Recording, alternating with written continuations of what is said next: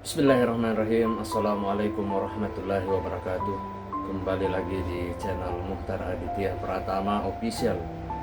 Puji dan syukur kita panjatkan kepada Allah Subhanahu wa Ta'ala yang telah memberikan beribu-ribu nikmat kepada kita semua.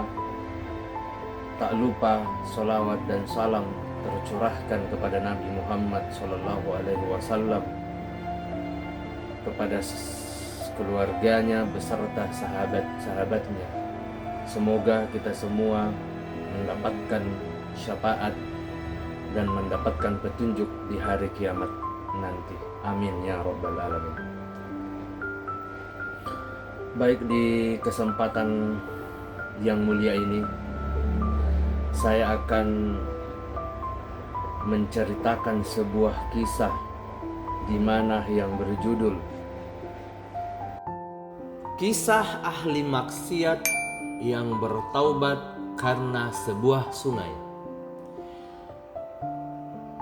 Bagaimanakah kisah ceritanya? Berikut kisahnya. Sahabat yang beriman dimanapun berada, semoga kita selalu dalam lindungan Allah Subhanahu wa Ta'ala. Alkisah, ada seorang laki-laki Bani Israel yang sangat gemar maksiat dan berbuat keji. Suatu hari ia mandi di sebuah sungai.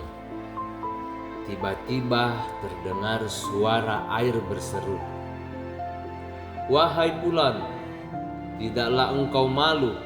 Mengapa belum juga kau bertobat dari perbuatan dosa dan bertekad untuk tidak mengulanginya lagi?"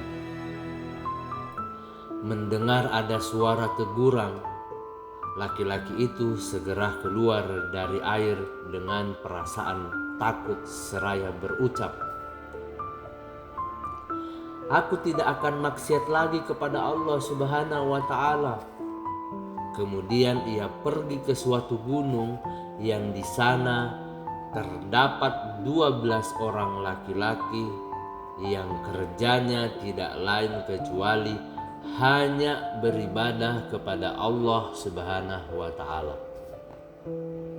Sahabat yang beriman dimanapun berada, akhirnya laki-laki itu pun ikut tinggal bersama mereka.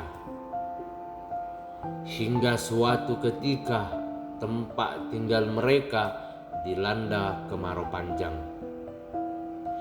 yang memaksa mereka turun mencari tempat rimbun. Tanpa disadari, ternyata mereka sampai di sebuah sungai yang pernah mengeluarkan suara teguran kepada laki-laki Bani Israel. Sahabat yang beriman dimanapun berada, semoga kita selalu dalam lindungan Allah Subhanahu wa Ta'ala. Ketika mereka sedang mendekati sungai tersebut, laki-laki itu berkata kepada mereka, "Aku tidak mau pergi bersama kalian." Sebagaimana dijelaskan oleh Ibnu Qudamah Al-Maqdisi dalam kitabnya At-Tawwabil. Melihat tingkah laku laki-laki tersebut, mereka pun heran, lalu bertanya, "Mengapa?" Dia pun menjawab, "Karena di sana ada seorang yang telah memperlihatkan kesalahanku kepada diriku sendiri. Oleh karena itu, aku malu bertemu dengannya." Lalu laki-laki Bani Israel itu kemudian pergi meninggalkan teman-temannya di sungai tersebut. Sahabat yang beriman dimanapun berada, semoga kita selalu dalam lindungan Allah Subhanahu wa Ta'ala.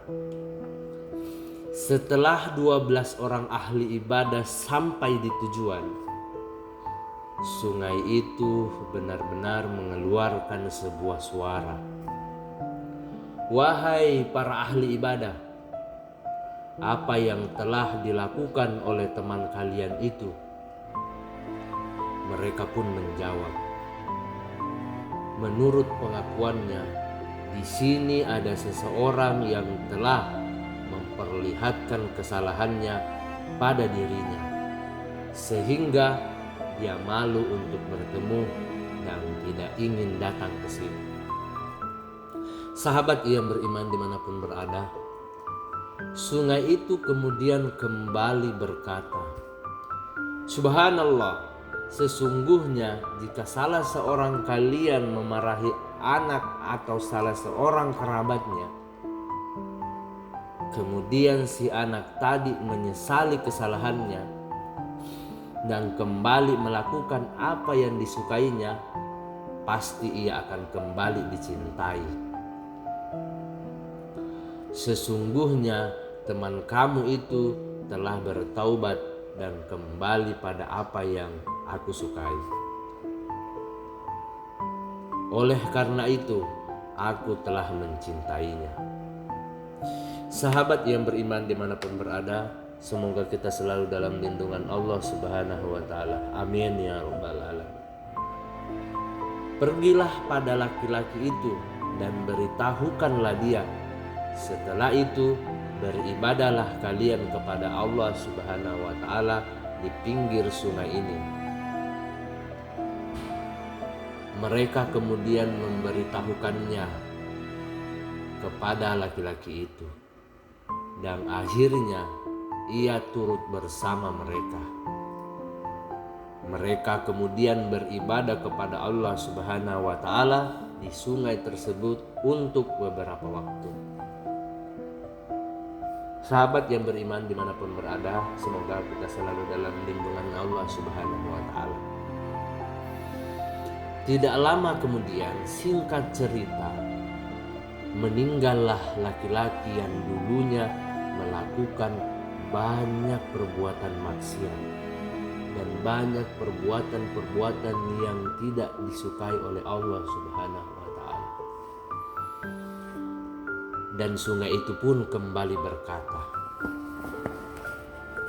"Wahai para ahli ibadah yang zuhud, mandikanlah dia dengan airku dan makamkanlah di tepi sungaiku, agar di hari kiamat nanti dia dibangkitkan berdekatan denganku." Mereka segera melakukan pesan tersebut.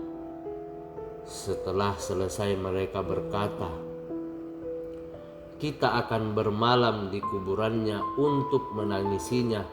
Pada pagi hari kita berangkat." Sahabat yang beriman dimanapun berada, semoga kita selalu dalam lindungan Allah Subhanahu wa ta'ala. Mereka pun bermalam di kuburan yang penuh dengan tangis. Ketika malam telah larut dan rasa ngantuk mereka tidak tertahan lagi, sehingga pada saat mereka terjaga pada pagi hari, Allah Subhanahu wa ta'ala telah menumbuhkan 12 batang pohon sarwa di atas kuburan. Inilah pohon sarwa pertama yang tumbuh di muka bumi. Sahabat yang beriman dimanapun berada, semoga kita selalu dalam lindungan Allah Subhanahu wa ta'ala. Menyaksikan hal itu,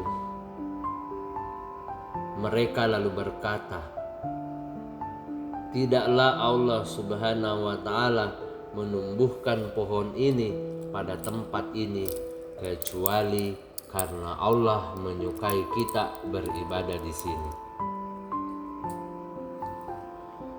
Mereka pun kemudian memutuskan untuk beribadah kepada Allah Subhanahu wa ta'ala di kuburan tersebut. Sahabat yang beriman dimanapun berada, semoga kita selalu dalam lindungan Allah Subhanahu wa ta'ala dan dijauhkan dari segala mara bahaya, dilancarkan segala usahanya. Lanjut kisahnya, mereka kemudian memutuskan untuk beribadah kepada Allah Subhanahu wa ta'ala di setiap harinya di dekat atau di kuburan tersebut. Dan ketika salah seorang di antara mereka meninggal, mereka menguburnya di samping kuburannya sampai mereka meninggal semua di sana. Sahabat yang beriman dimanapun berada, kisah Israiliyat di atas memberikan sebuah pelajaran penting bahwa hidup seseorang itu bisa berubah kapan saja. Yang asalnya sering melakukan maksiat, bisa saja dia bertaubat dan menjadi ahli ibadah kepada Allah Subhanahu wa Ta'ala. Dan taubat seseorang itu bisa melalui beragam jalan yang terkadang tidak mampu dicerna oleh akal sehat manusia. Demikianlah kisah tentang ahli maksiat yang bertaubat karena sebuah sungai. Semoga apa yang saya sampaikan pada kisah ini bisa kita ambil hikmahnya dan bermanfaat untuk kita semua, terutama bisa kita ambil sebuah pembelajaran bahwasanya dengan segala sesuatu niat ketika kita melakukan sesuatu atau perbuatan yang dicela oleh Allah Subhanahu wa Ta'ala dan kita melakukan atau kita sudah berniat untuk bertaubat, insya Allah akan menerima taubat kita dengan catatan kita benar-benar bertaubat dan tidak akan pernah lagi melakukan hal-hal yang tidak disukai oleh Allah Subhanahu wa Ta'ala. Demikianlah kisah yang dapat saya sampaikan. Mohon maaf apabila ada salah kata ataupun ucapan dalam video kisah ini. Kebaikan datang dari Allah Subhanahu wa Ta'ala dan kesalahan datang dari saya pribadi selaku manusia biasa yang tidak pernah luput akan kesalahan. Akhir kata, subhanakallahumma wa bihamdika asyhadu alla ilaha illa anta astaghfiruka wa atubu ilaik. Wassalamualaikum warahmatullahi wabarakatuh. Jangan lupa like, share, dan subscribe channel YouTube Mukhtar Aditya Pratama dan nantikan kisah-kisah Islam dan kenabian di video selanjutnya.